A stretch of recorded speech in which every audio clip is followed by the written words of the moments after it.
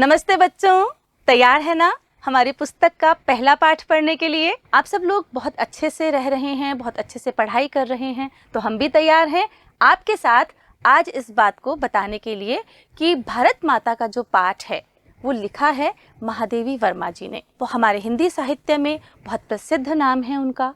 महादेवी वर्मा जी ने अपने साहित्य के दम पर, अपनी शैक्षिक गतिविधियों के दम पर और अपने सामाजिक सेवाओं के कार्य के दम पर एक बहुत बड़ा हमारा भारत पुरस्कार भी प्राप्त किया है, पद्म भूषण। जब इतना बड़ा पुरस्कार उन्हें मिल चुका है तो आप जानते ही होंगे कि कितनी बड़ी शख्सियत है वो हमारे हिंदी साहित्य की। उन्होंने हिंदी और संस्कृत से एमए किया और फिर वो जुड़ गई शैक्षिक कार्यों में। उन्होंने बहुत सी कविताएं लिखी, बहुत सी कहानियां लिखी। मुझे उनकी एक कहानी बहुत अच्छे से याद आती है, मेरे बचपन के दिन।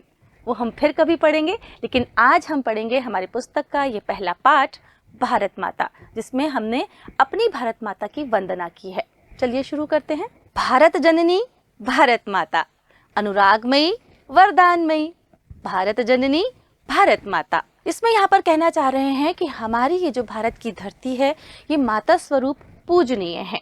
ये हमारे देश में बहुत से वीरों को जन्म देने वाली है। अनुरागमयी, स्नेह देने वाली, स्नेह से परिपूर्ण, प्रेम से परिपूर्ण, वरदानमयी और ढेर सारे वरदानों से परिपूर्ण है। अब वरदान कौन से हैं?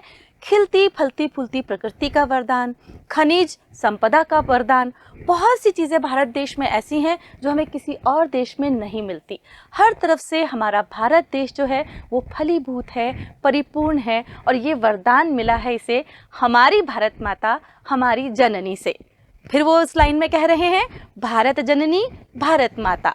भारत जननी मतलब जन्म देने वाली, तो वीर सपूतों को जन्म देने वाली ऐसी हमारी भारत माता है। मस्तक तेरे शोभित शतदल सा, यह उच्च हिमालय खड़ा हुआ, नीलम मोती की माला सा, गंगा यमुना का जल लहराता।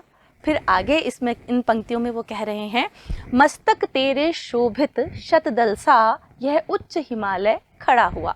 कह रहे हैं कि तुम्हारे मस्तक पर, किसके? भारत माता के मस्तक पर सुंदर सुशोभित कमल सा यह ऊंचा हिमालय पर्वत खड़ा हुआ है। आपको पता है ना, हिमालय पर्वत सबसे शीर्ष पर है और सबसे ऊंचा पर्वत है जो पड़ोसी राष्ट्रों से भी हमारी सुरक्षा करता है। तो वो कह रहे हैं कैसा है ये हिमालय पर्वत? सुंदर कमल के फूल सा खिला हुआ यह ऊंचा हिमालय आपके मस्तक पर है। नीलम मोती की माला सा। अब नीलम क्या है? नीलम हम देखते हैं ना, बहुत सारे हम हीरे मोती पन्ने जवाहरात हाथों में पहनते हैं, तो उनमें से एक का नाम है नीलम। नीलम और मोतियों की माला सा गंगा यमुना नदियों का जल आपके आंचल में लहराता रहता है। तो यहाँ पर कवयित्री महादेवी वर्मा जी ने भारत देश की सुंदरता का वर्णन किया है। भारत देश में सबसे उच्च जो है वो हिमालय पर्वत है और फिर ढेरों नदियाँ हैं जिनमें सबसे पवित्र गंगा और यमुना का जल वहाँ लहराता रहता है। आगे कवयित्री लिख रही हैं स्नेहमयी वरदानमयी, भारत जननी भारत माता।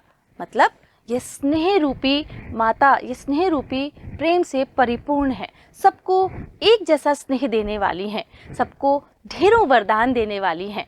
ये वीर सपूतों को जन्म देने वाली हमारी भारत माता है। तेरे मंदिर तेरे मस्जिद, गुरुद्वारे चर्च सभी तेरे, सब कंठों में मंगल तेरा, तू शक्तिमयी तू प्राणमयी, अनुरागमयी वरदानमयी, भारत जननी भारत माता। इन आगे की पंक्तियों में कवयित्री लिख रही हैं कि तेरे मंदिर तेरे मस्जिद गुरुद्वारे चर्च सभी तेरे। यहाँ पर अलग अलग भाषा भाषी लोग जो भारत देश में रहते हैं, अलग अलग धर्मों को मानने वाले जो लोग रहते हैं, उनके बारे में बात की जा रही है कि चाहे हिंदू हो, मुस्लिम हो, सिख हो, ईसाई हो, सभी तेरे पुत्र हैं, सभी तुम्हारे लिए एक समान हैं, सभी आगे बढ़कर तुम्हारी रक्षा के लिए प्रयत्नरत हैं और सभी के कंठों में मंगल तेरा।